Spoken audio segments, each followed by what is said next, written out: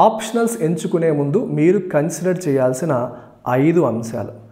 Number 1, subject పైన మీకు interest ఎంత ఉందనేది చెక్ చేసుకోవాలి. నలుగురు తీసుకుంటున్నారు కదా నేను తీసుకుంటానని వెళ్ళకూడదు. ఆ సబ్జెక్ట్ మనకి నచ్చిందా లేదా, మనకి ఇంట్రెస్ట్ ఉందా లేదా, మన బ్యాక్గ్రౌండ్తో మ్యాచ్ అవుతుందా లేదా, ఇలాంటివన్నీ చూస్ చేసుకోవాలి. This is the most important point. Number 2, ఈ సబ్జెక్ట్ యొక్క సిలబస్ ఎలా ఉంది, కన్సైజ్గా ఉందా, భారీగా ఉందా. రెండోది, జనరల్ స్టడీస్తో ఓవర్లాప్ ఎక్కువ ఉందా, తక్కువ ఉందా. కొన్ని సబ్జెక్ట్స్ ఎలా ఉంటాయంటే సిలబస్ తక్కువ ఉంటాయి కానీ జిఎస్తో ఓవర్లాప్ ఎక్కువగా ఉండదు. ఫర్ ఎగ్జాంపుల్ ఆంథ్రోపాలజీ సిలబస్ చాలా తక్కువ బట్ జిఎస్తో ఓవర్లాప్ కూడా తక్కువే. కొన్ని సబ్జెక్ట్స్ సిలబస్ ఎక్కువ ఉంటుంది కానీ ఓవర్లాప్ కూడా ఎక్కువ ఉంటుంది. ఫర్ ఎగ్జాంపుల్ పిఎస్ఐఆర్ సిలబస్ చాలా ఎక్కువ ఉంటుంది కానీ మెజారిటీ జనరల్ స్టడీస్తో ఓవర్లాప్ అవుతుంది. సో పిఎస్ఐఆర్ చదివితే చాలా వరకు జిఎస్2 మనకి కవర్ అయిపోతుంది. సో ఈ ఆస్పెక్ట్ కూడా మీరు కన్సిడర్ చేయాలి. మూడవది, availability of faculty as well as study material. ఆప్షనల్స్కి వచ్చేసరికి సరైన ఫ్యాకల్టీ చాలా చాలా ఇంపార్టెంట్. మీకు 500 మార్క్స్, ఒక రకంగా మీ లైఫ్ దాని మీద డిపెండ్ అవుతుంది. కాబట్టి చెప్పే ఫ్యాకల్టీ యొక్క స్టేచర్ ఏంటి, ఎలా చెప్తున్నారు, డెప్త్ ఎలా ఉంది, మీరు ఒక్కసారి డెమోస్ చూసి వీడియోస్ చూసి క్లాసెస్ చూసిన తర్వాతే జాయిన్ అవ్వాలి. అడిషనల్గా అవైలబిలిటీ ఆఫ్ స్టడీ మెటీరియల్ కూడా చాలా చాలా ఇంపార్టెంట్ రోల్ అనేది ప్లే చేస్తుంది. అండ్ 4వ ఆస్పెక్ట్ వచ్చేసరికి స్టాటిక్ ఆర్ డైనమిక్. సబ్జెక్టు ఎక్కువ స్టాటిక్ పోర్షన్లో ఉందా, డైనమిక్గా ఉందా.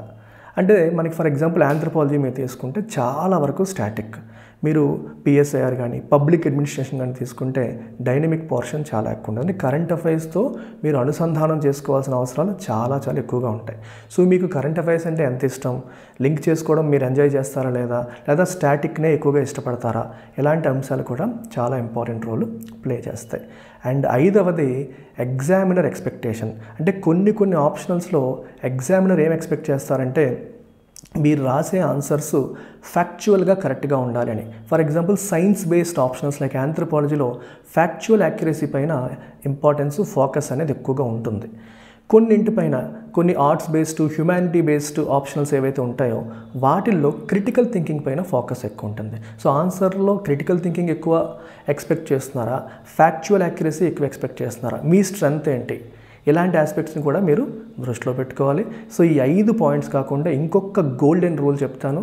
Always look at past performance, always look at toppers choices also. అంటే వాటిని బ్లైండ్గా ఫాలో అవ్వమని చెప్పను కానీ స్కోరింగ్ ట్రెండ్స్ ఎలా ఉన్నాయి, ఏ ఆప్షనల్కి ఎక్కువ మార్కులు పడుతున్నాయి, లాస్ట్ 4-5 ఇయర్స్లో ట్రెండ్స్ ఎలా ఉన్నాయనేది చూసుకోవాలి. ఏ ఆప్షనల్ తీసుకున్న వాళ్ళు ఎక్కువగా టాపర్స్ అవుతున్నారు లేదా టాపర్స్ తీసుకుంటున్న ఆప్షనల్స్ ఏంటనేది కూడా చూడాలి.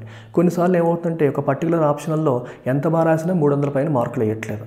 కొన్నింట్లో యావరేజ్గా రాసినా సరే 280 దగ్గర వస్తున్నాయి, బాగా రాస్తే 300, 330 వరకు కూడా వెళ్తున్నాయి. ఇలాంటి ఆస్పెక్ట్స్ కూడా మీరు కన్సిడర్ చేసుకోవాలి. సో వీటన్నిటిని దృష్టిలో పెట్టుకొని మీరు ఒక ఇన్ఫార్మ్డ్ డెసిషన్ అనేది తీసుకోవాల్సిన అవసరం ఉంది. మన LTX క్లాసెస్లో 5 ఆప్షన్స్ మనం అందిస్తున్నాం. Public administration, political science and international relations, anthropology, sociology and Telugu literature. So వీటి ఫీ కూడా చాలా అనుకూలంగా తక్కువ ఫీజుతో అందుబాటులో ఉంది.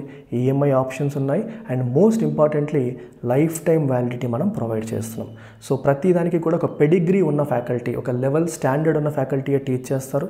క్లాసెస్ మీరు ఒక్కసారి చెక్ చేసి డెమో చూసిన తర్వాతే మీరు జాయిన్ అయ్యే ప్రయత్నం చేయండి. Take care.